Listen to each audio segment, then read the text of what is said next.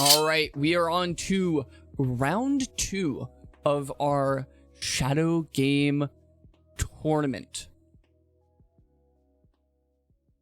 We have second overall seed Burst playing what appears to be Gimmick, Puppet, Hero, Danger, Good Stuff versus other streamer and guest star LoganJYA playing, I don't know yet. He was saying Archfiend Slaps. So I'm assuming that he's playing some sort of Infernity list. It looks like Burst going for Verte and Anaconda off those two monsters, sending Destiny Fusion. What will he make? There's a couple of things that I could see him making. None of them particularly good, but we shall see. Burst has been someone known to not only make the jankiest decks of the entire tournament, but also not having a single first place finish under his belt.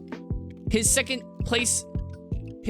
seed status has only been supported by him getting second places. Burst goes into the Destiny Hero, Dominate guy. Interesting play. Passing it over to Logan, drawing for turn, standby, main phase 1. He's sitting here thinking for a little bit about his play, trying to play around the Dominate guy. During the main phase, you can look at the top 5 cards of your opponent's deck, place them in the top in any order. When this card destroys an opponent's monster by battle, you can draw 1 card. If its fusion summon card is destroyed by battle or card effect, you can target 3 level 9 or lower Destiny Hero monsters with different names in your graveyard. Special summon them. Each effect is a hard once per turn. LoganJYA. Discarding Calicab to activate the effect of Jet Synchron in hand. Activate Tsuchinoko in hand. Hitting that danger. Let's see if he can whiff that and draw a card. Burst. In response, activating the Gizmek Orochi, the Serpentron Sky Slasher. Hits the Tsuchinoko. Tsuchinoko effect is going to summon itself without drawing a card. Very sad. Oh, what's this? A tuner into non-tuner? Where have we seen this before? This looks like a needle fiber play, ladies, gentlemen, and otherwise. Logan's sitting here thinking for a little bit. He also set a card before he activated the Tsuchinoko. That could be an extender. Sets 2. He could be normal summoning a Infernity monster. He was talking about that earlier. Goes into the Needle Fiber. Needle Fiber effect is going to activate, summoning a level 4 or lower tuner from deck, summoning 001 as their tuner of choice. Linking off into the Aurora Dawn. Aurora Dawn effect is going to trigger, summoning 3 tokens, and then 001 is going to trigger, summoning itself from the graveyard because 2 or more machine-type monsters were summoned at the same time. And there it is. Summoning itself back from the graveyard with 3,000 attack and defense, but that does not matter. We're just going to use the Aurora Dawn effect to tribute itself and a token to summon the 001. Not the 001, the O-Lion from deck. Sorry. This is pretty standard for this deck. Any Needle Fiber combo usually does something to the effect of this. Sometimes it's Jet, sometimes it's 001, depending on if you want to hold hand advantage or not. Logan's thinking here for half a second about what line of play he probably wants to do. Whether it is for the VFD line or it is the Borlord Savage into Herald. Looks like he's making the Savage. Savage is going to equip Aurora Dawn from Graveyard, giving it 3 Boral counters, which represent 3 non-destruction Omni negates, and giving it 4,050 attack points. That is big. And then Chain Link 2, he is going to trigger the O-Line effect. This plays around Ghost Mourner and Moonlit Chill, which usually does not see play. It's a pretty good card, but doesn't see play because of Valor and Imperm. However, in this format where you can only play 1 of each hand trap, it is seeing a lot more play. I've seen a lot of deck lists. And then he's gonna Syncro with the 001 and the level 3 token to make Herald. which is a macrocosmos for monsters sent from hand or deck to the graveyard. This is huge against a fusion deck, especially if they're going to send something like Malicious. Well, not Malicious in this format, but you know, stuff of that like to the graveyard. Instead, it will be banished. Logan just thinking here for a second if they have any other extenders to make use of. Sitting here thinking for a little bit, going to battle phase with the Borload Savage, probably going to attack over the Dominate guy. So what can he summon off of Dominate guy? He can summon the 3 materials that he used, I guess. I don't know what else is in Burst's graveyard. Disc Commander, draw a guy, and the other one. He's going to use Savage Effect to negate. That's 2 world counters left for those of you counting along at home. Main phase 2. Sets 1 card, has not used their normal summon yet, and passes it over to Burst. Standby main with 4 cards in hand. What does Burst do? Does he pay another 2,000 for the Vertanaconda effect? No, he is going to opt to summon the Aqua Dolphin.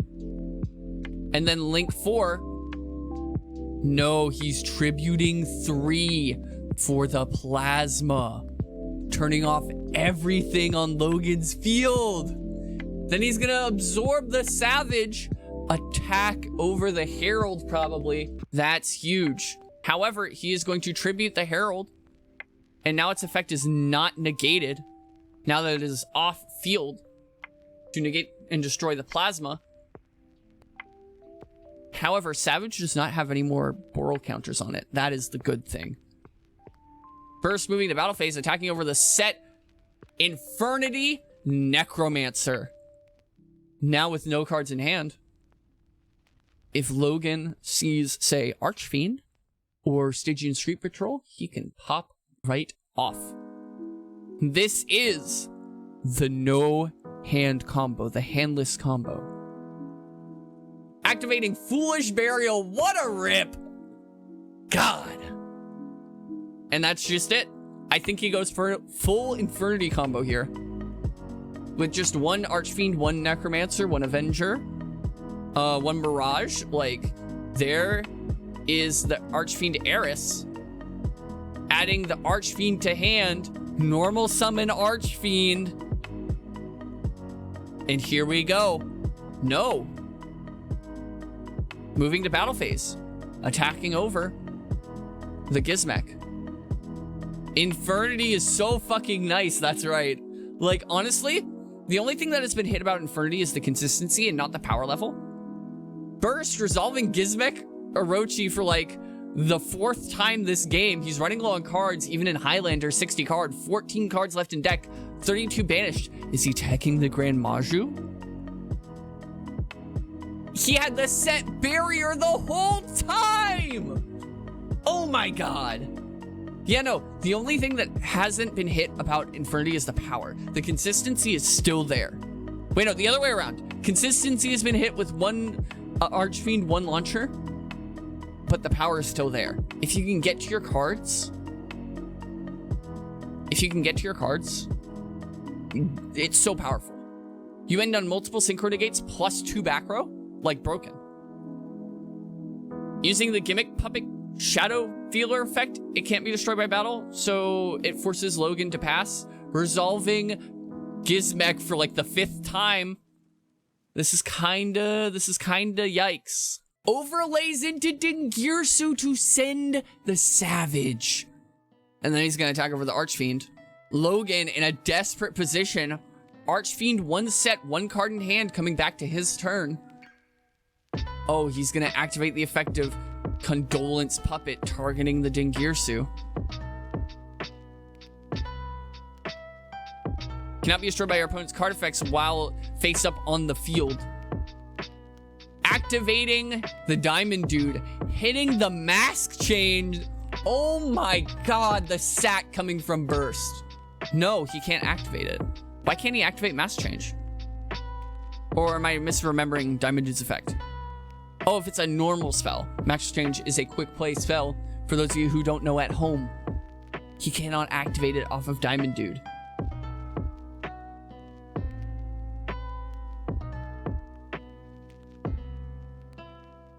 Burst sitting at a good 15 to Logan's 58. However, Burst has a Dingirsu that cannot be destroyed by card effects with 2 materials to protect the Diamond Dude. 2 cards in hand. Logan has 1 card in hand, no board, and 1 back row. What will he do? He does have an Archfiend.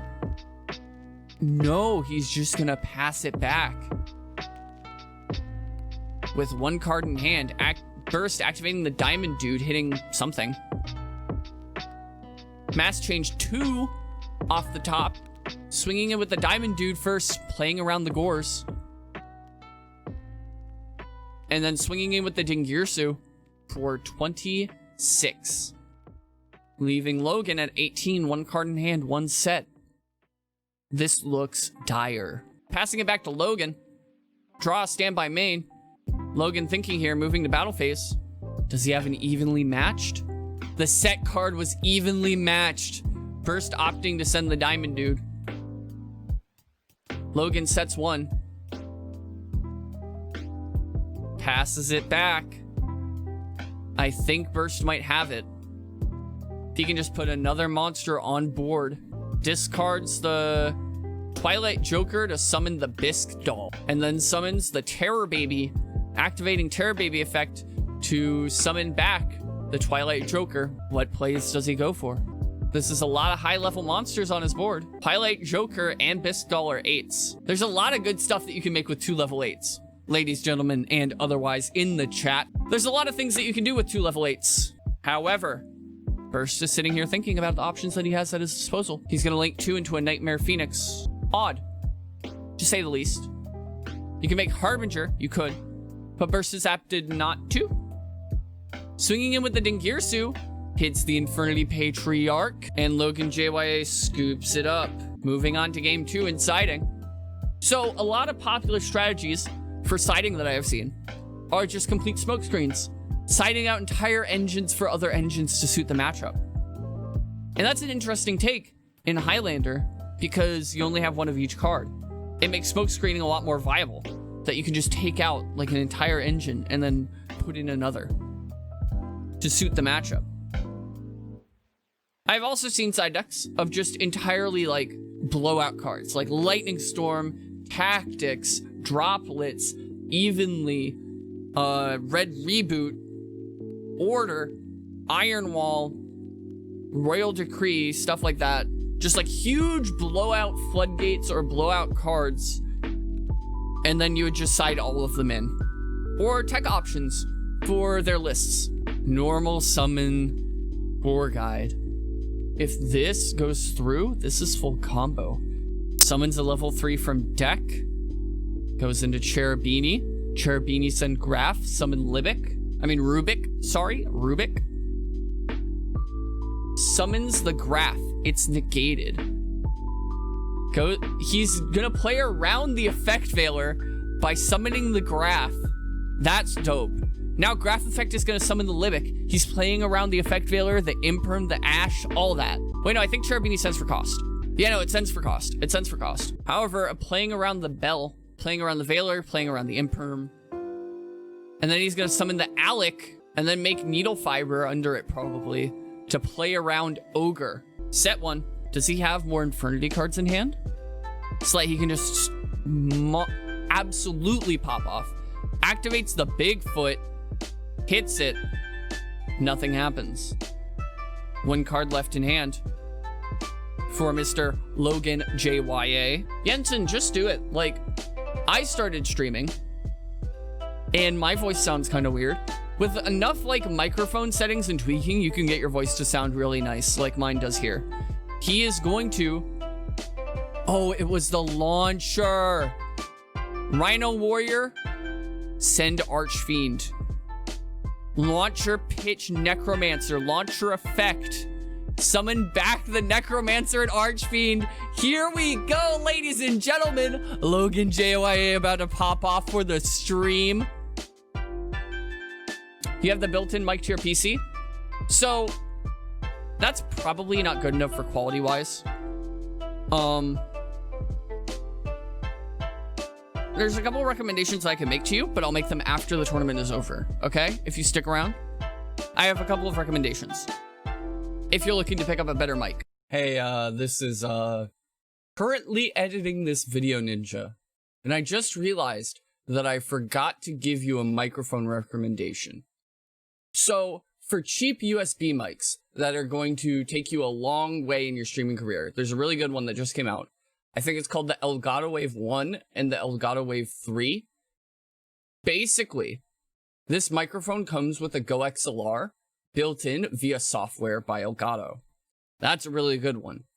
Another setup, if you're willing to spend a little bit more money, is a Focusrite Scarlett, like one of their cheaper models that just has 2 inputs, and a Audio-Technica AT2020. That's the mic that I use. That's like literally my setup. And it cost me about $300. The Focusrite is about $100. Microphone's about $200. And then they have cables that come with it. And that's how, with, you know, compressors and VLC plugins and stuff like that, you can get it to sound like this. Yeah, that's about it. Anyway, back to the games. This is the handless combo that has been told of. Adding the Patriarch, which is a free special if it's the only card in your hand. Also, when it's in the graveyard, it's a Dingirsu. It's a replacement effect. Logan's about to pop off. He's just thinking about the lines. Infernity is a very non-linear deck, let me tell you. You've really got to have a huge, ginormous cranium to play this deck. Especially with these BAs. You've got to consider, okay, all the BAs have to go under the Cherubini zones, and then you can pop off, right? I don't even think that Logan's going to go for the Auroradon this game, if I'm being honest. He just has so many lines of play here that he could just leave the Cherubini on field as protection for his Syncro monsters, making Dugaris with the Archfiend and the Patriarch. Dugaris is going to detach 2 to summon back a monster by skipping his next main phase 1, which I don't think will be an issue. If he makes a big enough board, he'll just want to go to battle phase anyway immediately and swing for game. Summoning back the Archfiend effect triggering.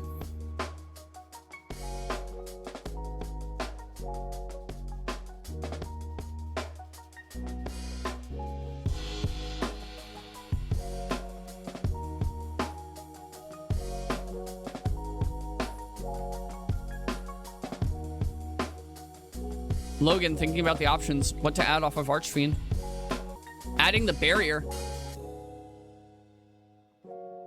Setting the barrier. This is known, that's the barrier. Remember, chat, I need you guys to remember that this middle card is barrier. Going 2 into Barricade Borg. Activating Necromancer effect to bring back the Archfiend. Archfiend summon, Archfiend gets another search for probably Break. And then he'll just leave this here because Break needs a face-up attack position. One of these two needs a face-up attack position. Barrier. Face-up attack position, Infernity monster. Yes. You need it for barrier. Barrier. Break. Remember, chat. Remember. I need you guys to remember. Link 4 into 3. Matt Apollosa. He still has the Rubik and the Cherubini. He can still go Needle Fiber. After all of this, he can still go Needle Fiber. I don't know what Needle Fiber combo he would play. Only utilizing 3 zones. While still keeping the Archfiend in attack mode. But this could be interesting. This could definitely be interesting. Summoning the Jet. Linking off into the Auroradon. I think he's just going to end on Savage, Break, Barrier, 3 Material Apollosa. That's pretty sick. That's 6 forms of interruption. That's pretty good. Summoning the O-Lion from deck. And then a 3 negate Savage. This is not going to be an easy board to crack for Burst. Now my question is, how does he get a card in his hand for the Jet to make the Herald? That's the real question. No, he's just going to end with the token. So that next turn he can draw, and then O-Lion for Herald. Extra form of negation. Upstart Goblin off the top. This might fetch a negate.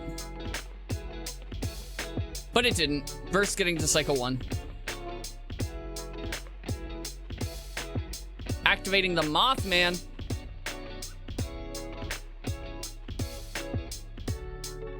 Hitting the Mothman off the top. Draw one, discard one. From both players. Burst sends the Shadow Feeler, while Logan opts to hit the Despot 001. Burst activating 1 for 1, pitching the Terror Baby. Logan thinking on this negate, whether he wants to or not. Using the Savage negate on the 1 from 1, solid choice. That's 2 cards down in his hand. Burst sets 1.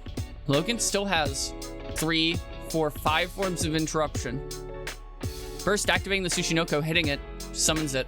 Now this could be another extender that he set. I don't think it's a trap card. I think it's a spell. Some sort of spell, some sort of extender. It's activating the Tsushinoko effect to summon itself. Logan just letting it go through, and then Condolence Puppet. He is going to get to send 3 Gimmick Puppets from deck to graveyard. That's really good. Okay, he's going to use the barrier on that. It's another form of interruption baited. Set 1. Burst gives the go-ahead. Goes to end phase. Infernity break, targeting the launcher, targeting the set. Banishes the launcher. Pops the broken bamboo sword, moving to battle phase because of Dugaris effect. Logan has no main phase. Archfiend attack over the Tsuchinoko. Apollosa for 24. Savage for 40-50. This looks like a wrapped up game 2, if I'm being honest. First would have to have a top deck of a lifetime. And then also on top of that, Logan can still negate with Savage. Burst triggering the Gimmick Puppet card in the graveyard. The thing. Shadow Feeler. Logan thinking about negating. Deciding with the Apollosa. Now it's at 16. Attacking in for 40-50. And attacking in for 16 for just over lethal. Wait. Logan has to move to main phase 2. He already attacked with the Apollosa. I'm guessing. Logan discarding the Dragig for the Jet Synchron, making Herald. That's another form of interruption. He still has 1, 2, 3, 4 forms of interruption. And if any card is sent from hand or deck to the graveyard, if it's a monster, it gets banished. It's going to activate the Terror Baby effect. Apollosa negate. Normal summon connector. That's probably going to fetch a negate. He still has, I think, a couple cards in graveyard that can fetch negates. He's going to Apollosa negate. You know, Awaken's wild. If y'all didn't see that last video that was uploaded yesterday, Awakened versus Genfris in round 1 of our Shadow game. Burst moving to battle phase, attacking over the Apollosa with the connector. But I don't think he has much more left in him. I don't think any of these Gimmick Puppet monsters trigger in the graveyard. Except for Shadow Healer, but that costs 1,000, leaving him with 550. And I think that that would be game. If he attacks over with Archfiend, that does 1,000. And then he can't activate Shadow Healer and just swings in with Savage for game. Logan moving to battle phase. Savage swing in for lethal. Moving on to game 3 of this round 2 of the Shadow game. Burst probably wanting to opt to go first against that insane board of like 6 interruptions off of 2 level 3s. Cereal first, Jensen. Wait, no. I have the correct answer. Bowl first, then cereal, then milk. You're welcome. And then spoon. Bowl, cereal, milk, spoon is the correct order. And if you think otherwise, you are a heretic. Both players still siding for this insane game 3. Honestly, I like carrot cake. Carrot cake's pretty good. My mom makes a mean carrot cake. Like, actually, it's delicious. But no, I feel like if Burst opts to go first and sets up any sort of multiple interruption board, he can take this match. However, if he cannot stop Logan from getting to full combo, like full needle fiber combo, I think he just loses. Lemon Drizzle. Never heard of it. Anyway, if Logan can get to full combo, I think Burst just loses. That should be Burst's goal right now, to stop Logan from getting to full combo. Whether Burst sides in his entire side deck, which might just be full blowouts, or whether he opts to go first and sets up a board that Logan can't break. That's the question.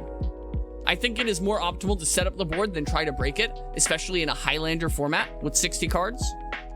But we shall see what Burst opts to do. Anyway, just real quick while we're waiting for the players to decide, for the YouTube folks, I would like to plug something. There. If you guys have not subscribed already and are watching, please do. If you enjoy this content, why would you not want to see this on a regular basis whenever I upload? Anyway, they're done siding, so let's get back into it. Burst opting to go first, like I said, resolving the Upstart Goblin. And then resolving Reasoning. What do you call against this deck? Logan, choice 8. Hits the Mothman right off the top. Honestly, pretty good choice against this deck, because a lot of the Gimmick puppets are 8. He's seen dangers that are 8. Normal summon Girsu. Now that is a sack. Logan might have a response here. Nope. Burst is just going to send the Nightmare. And I believe that this is full Orcust combo. He goes into Galatea. Nightmare, target the Galatea. Send World Wand. World Wand, bring back the Nightmare. Go into something. Oh, he sends the Symbol Skeleton to bring back the Girsu, of course. And then he hasn't used the token effect either. Galatea effect to shuffle back the Nightmare.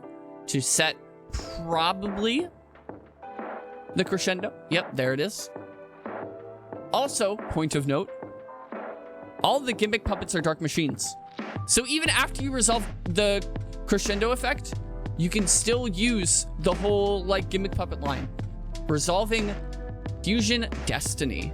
Probably to get the Dominate guy. Fusion Destiny. Huge card for Destiny Heroes.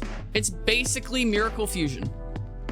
However, I don't know what Burst opts to do with... I guess this is just like the Omni Negate to send 3 boys, including Drill Dark this time, for the Dominate guy. Dominate guy effect is going to trigger, sculpting the top 5 of Logan's deck. An interesting point of order about this card: when it destroys a card by battle, you draw one, which is huge. So he's got an Omni Negate, he's sculpted the top 5. What else does he have? He can now only summon Dark Hero monsters. Just passes it over to Logan. An Omni Negate that is a banish. Not bad. And then on the clapback, if they get rid of the Galatea, he can just symbol it back.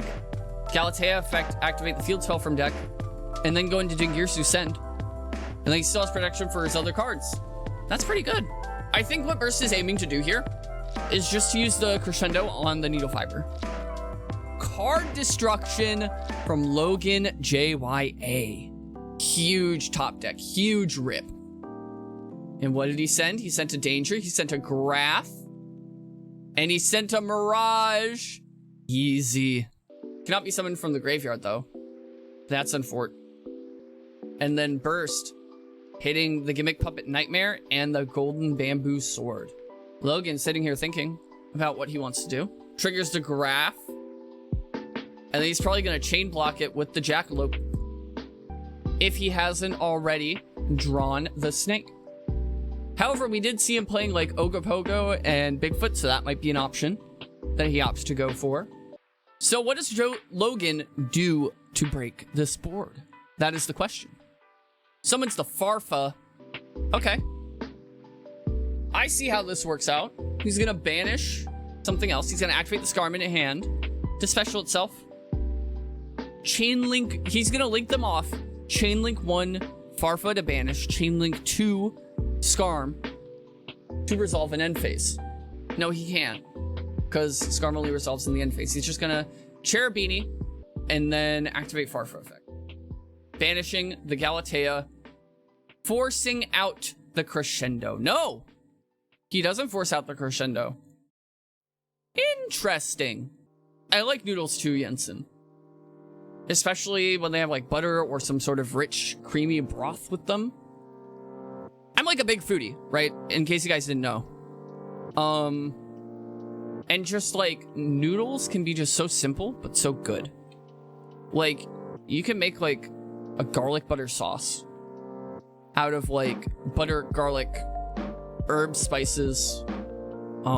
Just the slightest bit of cream and the slightest bit of like egg yolk, and just make an extremely creamy, luxurious sauce, right?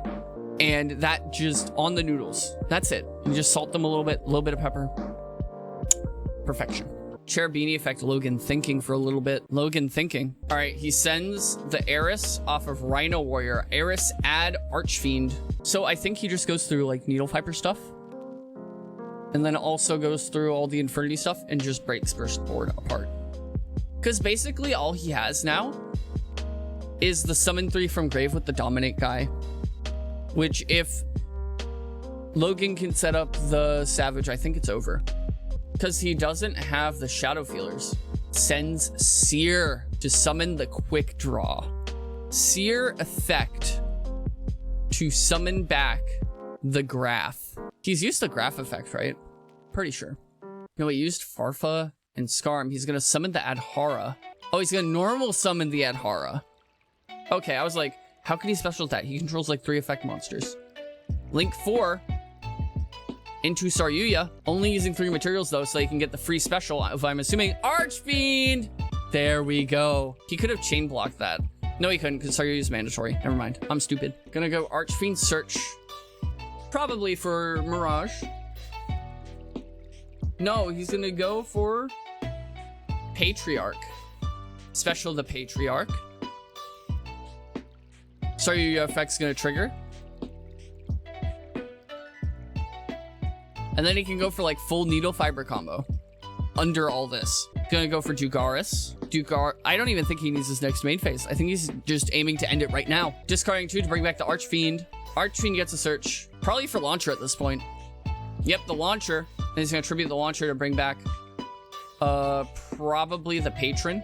And then I don't think that he can bring back the Mirage.